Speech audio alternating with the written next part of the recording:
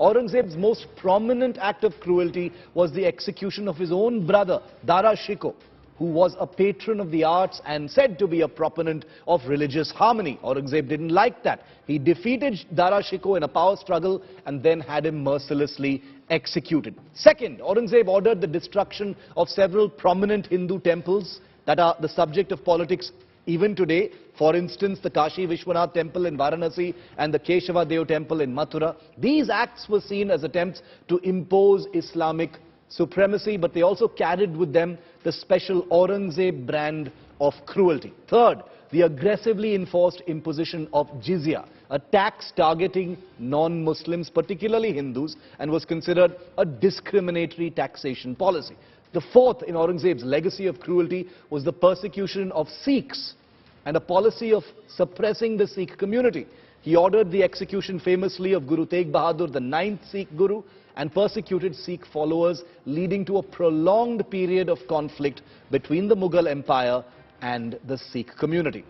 Fifth, and something that's brought up very often during discussions about Aurangzeb even now, is forced conversions. Now, historical accounts suggest Aurangzeb implemented policies aimed at converting non-Muslims to Islam forcefully. He is said to have imposed strict Islamic laws and targeted individuals who resisted conversion. These are according to historical accounts. Now, Aurangzeb was also famous for the demolition of several Sufi shrines and tombs, including the shrine of Chishti Saint Moinuddin Chishti in Ajmer.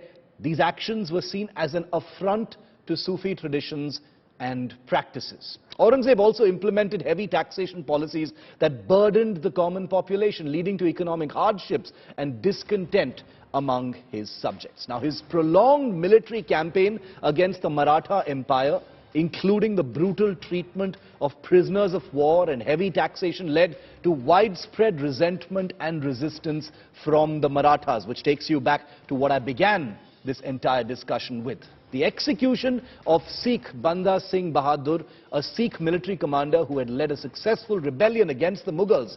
This act was considered particularly cruel and aimed at suppressing the Sikh resistance. And finally, unlike some of his Mughal predecessors, Aurangzeb's famous cruelty extended into the suppression of cultural activities. He is renowned and commonly said to have discouraged cultural activities including music, dance and art, as he believed them to be un-Islamic. He imposed strict restrictions on artistic expression, leading to a decline in cultural vibrancy during his reign, a vibrancy that had been brought in by some of his predecessors, notably Akbar and Shah Jahan.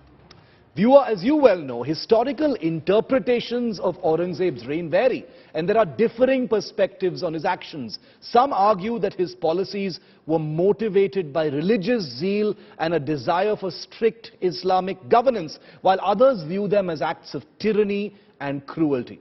Whatever the view, the vibrancy of his legacy means that modern India is still renaming roads and cities to erase Aurangzeb from our visible existence. And that is something, in my opinion, we need to really think about and grapple with. Are we really a country that needs to continue to wrestle with the ghost of Aurangzeb? Does our politics still need to contain a dash of this Mughal emperor? Should pictures of Aurangzeb continue to trigger sections? Should riots be the end result of someone posting a WhatsApp status? Does our law and order machinery not have enough sections in our penal code to deal with those who try and fan passions in communities? Why does everything have to lead to street violence, lathi charge, etc.? It's something we really need to think about.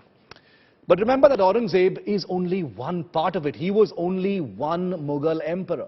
Because truth to tell, no old empire of India triggers political upheaval, government action, mob violence or community flare-ups in today's India like the Mughals do. We can all agree on that. While we think about why the memory of the Mughals continues to instill such strong emotions in an India that has long moved on from that age, here's a reminder, viewer, of just how alive the Mughals actually are in our everyday existence even now. Whether you like it or not, these are real issues and they all have direct links to the Mughals. Take, for instance, the recent Taj Mahal controversy. Some politicians and groups have questioned the historical significance and attempted to downplay the Taj Mahal's Mughal heritage, often suggesting alternative theories about the Taj Mahal's origins, if you can believe it. There have been debates and controversies surrounding the renaming of places in India that have Mughal names. Certain political factions have called for changing the names of cities, streets, landmarks associated with the Mughals, citing a desire to remove perceived symbols of Mughal rule and assert a different cultural and historical identity. I'm not making it up. You know there are real examples. Recent ones include Aurangabad being renamed Sambhaji Nagar, Aurangzeb Road in Delhi being renamed APJ Abdul Kalam Marg, and Akbar Ka Kila in Rajasthan being renamed Ajmer Ka Kila.